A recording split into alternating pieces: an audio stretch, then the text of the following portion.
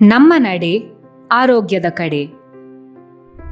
ನನ್ನ ಮಕ್ಕಳೇ, ನಾನು ನಿಮ್ಮ ಅಜ್ಜಿ. ಇವತ್ತು ನಾನು ನಿಮಗೆ ಶಿವು ಎಂಬ ಒಬ್ಬ ಪುಟ್ಟ ಹುಡುಗನ ಚಂದದ ಕತೆ ಹೇಳ್ತೀನಿ, ಕೇಳಿ. ಪ್ರತಿ ಬೆಳಿಗ್ಗೆ ಶಿವು ಚಹಾ ಮತ್ತು ಬಿಸ್ಕೆಟ್ ತಿಂದು ಹೊಟ್ಟೆ ತುಂಬಿಸ್ಕೊಳ್ತಿದ್ದ. ಹಗಲಿಡೀ ಅವನು ಬೋಟಿ, ಕರಿದ ತಿಂಡಿಗಳು, ಸಂಡಿಗೆ, ಅಡಿಕೆ ಚೀಟಿ, ಐಸ್ ಕ್ರೀಮ್, ಪ್ಯಾಕ್ ಮಾಡಿದ ಜ್ಯೂಸು ಮತ್ತೆ ಬಿಸ್ಕೆಟು ಹೀಗೆ ತಿಂತಾನೇ ಇರ್ತಿದ್ದ. ಅಪ್ಪ ಅಮ್ಮ ಇಬ್ಬರು ಕೆಲಸದಲ್ಲಿ ಮುಳುಗಿದ್ದರು. ಮಗನು ಏನು ತಿಂತಿದ್ದಾನೆ ಅಂತ ಗಮನಿಸಲೇ ಇಲ್ಲ. ಅದರ ಪರಿಣಾಮ ಬೇಗನೆ ಕಾಣಿಸಿತು. ಶಿವಗೆ ಆಗಾಗ ಕಾಯಿಲೆ ಬೀಳೋಕೆ ಶುರುವಾಯಿತು. ಆಟ ಆಡೋಕೆ ಚೈತನ್ಯವೇ ಇರಲಿಲ್ಲ.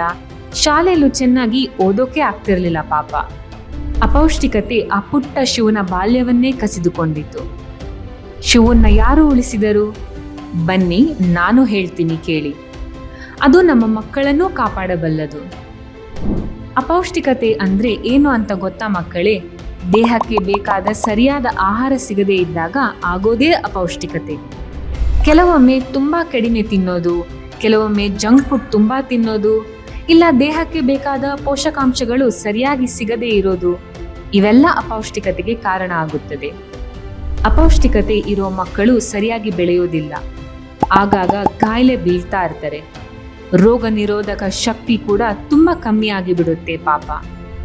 ಸರಿಯಾದ ಸಮತೋಲಿತ ಆಹಾರ ತಿಂದ್ರೆ ಇದನ್ನೆಲ್ಲ ತಡೆಯಬಹುದು. ಪೋಷಣೆ ಅನ್ನೋದು ಮಕ್ಕಳೇ ಆಗಾಗ ಮಾಡೋ ಕೆಲಸ ಅಲ್ಲ. ಅದನ್ನ ಪ್ರತಿದಿನ ಪ್ರತಿ ಹೊತ್ತು ಅಭ್ಯಾಸ ಮಾಡಬೇಕು ನೋಡಿ. ಅದಕ್ಕೆ ಪರಿಹಾರ ನಿಮ್ಮ ಅಡುಗೆ ಮನೆಯಲ್ಲೇ ಇದೆ. ಅಲ್ಲಿ ತಯಾರಾಗೋ ಆಹಾರದಲ್ಲೇ ಮಕ್ಕಳ ಆರೋಗ್ಯ ಅಡಗಿದೆ. ಬೆಳೆಯೋ ಮಕ್ಕಳಿಗೆ ಏನು ಕೊಡಬೇಕು ಗೊತ್ತಾ? ರಾಗಿ ಗಂಜಿ, ಮೊಟ್ಟೆ, ಜೋಳದ ರೊಟ್ಟಿ, ಸಜ್ಜೆ ರೊಟ್ಟಿ, ಮಡಕಿ ಕಾಳು ಮತ್ತು ಹೆಸರು ಕಾಳು ಮೊಳಕೆ, ತಾಜಾ ಹಣ್ಣುಗಳು ಇತ್ಯಾದಿ. ಇದನ್ನೆಲ್ಲ ಅರಿತುಕೊಂಡ ಶಿವನ ಅಪ್ಪ ಅಮ್ಮ ಮನೆಯ ಅಡುಗೆಯನ್ನೇ ಬದಲಿಸಿದರು. ಮನೆಯಲ್ಲಿ ಮಾಡಿದ ಅಡುಗೆ ಮಕ್ಕಳಿಗೆ ಪ್ರೋಟೀನ್, ವಿಟಮಿನ್ ಮತ್ತು ಖನಿಜಾಂಶ ಕೊಡುತ್ತೆ.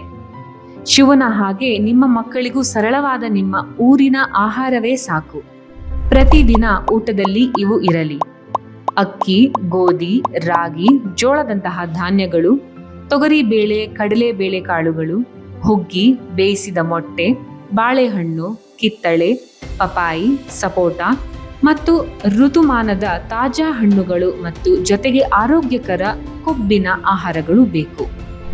ಈಗ ಪುಷ್ಟಿ ಪೌಡರ್ ಬಗ್ಗೆ ತಿಳ್ಕೊಳ್ಳೋಣ. ಸರ್ಕಾರದ ಅಂಗನವಾಡಿಯಲ್ಲಿ ಮಕ್ಕಳಿಗೆ ಪುಷ್ಟಿ ಪೌಡರ್ ಕೊಡ್ತಾರೆ. ಇದು ದಿನನಿತ್ಯದ ಊಟದ ಜೊತೆಗೆ ಮಕ್ಕಳ ದೇಹಕ್ಕೆ ಹೆಚ್ಚಿನ ಪೋಷಕಾಂಶ ಕೊಡುತ್ತೆ. ಆದ್ರೆ ಕೆಲವರು ಅದನ್ನ ಬೇರೆ ರೀತಿನೇ ಉಪಯೋಗಿಸ್ತಾರೆ. ನೆನಪಿರಲಿ, ಇದು 6 ತಿಂಗಳಿಂದ 3 ವರ್ಷದ ಮಕ್ಕಳಿಗೆ ಮಾತ್ರ. ಪುಷ್ಟಿ ಪುಡಿಯಿಂದ ಮಾಡಿದ ಅಡುಗೆಗಳು ಚೆನ್ನಾಗಿ ಜೀರ್ಣ ಆಗಬೇಕು ಅಂದ್ರೆ ಅಡುಗೆ ಮಾಡೋ ಮೊದಲು ಅದನ್ನ ಹುರಿದು ಬಳಸಿ. ಆಗ ರುಚಿ ಕೂಡ ಚೆನ್ನಾಗಿರುತ್ತೆ ಮತ್ತು ದೇಹಕ್ಕೆ ಬೇಗ ಹಿಡಿಸುತ್ತೆ. ಹುರಿದ ಪುಷ್ಟಿ ಪುಡಿಯಿಂದ ಕಿಚಡಿ, ದೋಸೆ, ಇಡ್ಲಿ, ಪಡ್ಡು, ಉಪ್ಪಿಟ್ಟು, ಸಿಹಿ ಉಂಡೆಗಳನ್ನು ಮಾಡಬಹುದು. ಮಕ್ಕಳಿಗೆ ಈ ತಿಂಡಿಗಳು ತುಂಬಾ ಇಷ್ಟ ಆಗುತ್ತೆ. ಜೊತೆಗೆ ಮೊಳಕೆ ಬಂದ ರಾಗಿ, ಹುರುಳಿಕಾಳು, ಮಿಶ್ರ ಧಾನ್ಯಗಳು ಮತ್ತು ಒಣ ಹಣ್ಣುಗಳಿಂದ ಮಾಡಿದ ಸರಿ ಪುಡಿಯಿಂದ ಕೂಡ ಗಂಜಿ, ಅಂಬಲಿ ಕೂಡ ಮಕ್ಕಳ ಆರೋಗ್ಯಕ್ಕೆ ತುಂಬಾ ಒಳ್ಳೆಯದು. ಮಕ್ಕಳು ಶಾಲೆಯಿಂದ ಮನೆಗೆ ಬಂದಾಗ ಇವುಗಳನ್ನು ಕೊಡಿ: ಮಜ್ಜಿಗೆ, ತಾಜಾ ಹಣ್ಣು, ತೆಂಗಿನಕಾಯಿ ಉಪ್ಪು ಹಾಕಿದ ಮೊಳಕೆ ಕಾಳು, ಹೆಸರು ಕಾಳು ಹುಸ್ಲಿ, ಮಡಿಕೆ ಕಾಳು ಹುಸ್ಲಿ, ಕಡಲೆಕಾಳು ಹುಸ್ಲಿ, ತರಕಾರಿ ಸ್ಯಾಲಡ್, ಮೊಟ್ಟೆಯ ಆಮ್ಲೆಟ್, ಬೇಯಿಸಿದ ಮೊಟ್ಟೆ, ರಾಗಿ ಗಂಜಿ ಅಥವಾ ಹುರುಳಿ ಗಂಜಿ. ಇವು ಮಕ್ಕಳಿಗೆ ತುಂಬಾ ಒಳ್ಳೆಯದು. ನಿನ್ನೆಯ ಜೋಳದ ರೊಟ್ಟಿ ಅಥವಾ ಸಜ್ಜೆ ರೊಟ್ಟಿಗೆ ತುಪ್ಪ ಹಾಕಿ ಕೊಟ್ರೂ ಮಕ್ಕಳಿಗೆ ತುಂಬಾ ಒಳ್ಳೆಯದು. ಶಿವನ ಹೊಟ್ಟೆ ಆರೋಗ್ಯ ಸರಿ ಮಾಡಲು ಅಪ್ಪ ಅಮ್ಮ ಮೊದಲು ಮಾಡಿದ್ದು ಏನು ಗೊತ್ತಾ? ಯಾಕಂದ್ರೆ ಹೊಟ್ಟೆ ಆರೋಗ್ಯವಾಗಿದ್ರೆ ಊಟ ಚೆನ್ನಾಗಿ ಜೀರ್ಣ ಆಗುತ್ತೆ, ರೋಗ ನಿರೋಧಕ ಶಕ್ತಿ ಜಾಸ್ತಿ ಆಗುತ್ತೆ, ಮಕ್ಕಳಿಗೆ ಆಗಾಗ ಕಾಯಿಲೆ ಬೀಳೋದು ಕಮ್ಮಿ ಆಗುತ್ತೆ. ಅವರು ಶಿವಗೆ ಮೊಸರು, ಮಜ್ಜಿಗೆ, ಇಡ್ಲಿ, ದೋಸೆ, ಪಡ್ಡು ಅಂತಹ ಹುಳಿ ಆಹಾರಗಳನ್ನು ಕೊಟ್ಟರು. ಇದರಿಂದ ಅವನ ಹೊಟ್ಟೆಯಲ್ಲಿ ಒಳ್ಳೆಯ ಬ್ಯಾಕ್ಟೀರಿಯಾ ಸರಿಯಾಯಿತು ಮತ್ತು ಬೇದಿ ಕಡಿಮೆ ಆಯಿತು. ಶಿವನ ಕಥೆ ನಮಗೆ ಏನು ಕಲಿಸುತ್ತೆ ಗೊತ್ತಾ? ಮನೆಯಲ್ಲಿ ಮಾಡಿದ ಸಮತೋಲಿತ ಆಹಾರ ಅಪೌಷ್ಟಿಕತೆಯನ್ನು ತಡೆಯುತ್ತದೆ. ಪುಷ್ಟಿ ಪೌಡರ್ ಅನ್ನು ಹುರಿದು ಬಳಸಿ. ಜಂಕ್ ಫುಡ್ಗೆ ಇಲ್ಲ ಅನ್ನಿ. ನಮ್ಮ ಊರಿನ ಹಣ್ಣು, ತರಕಾರಿ ಮತ್ತು ಸಾಂಪ್ರದಾಯಿಕ ಅಡುಗೆ ತಿನ್ನಿ.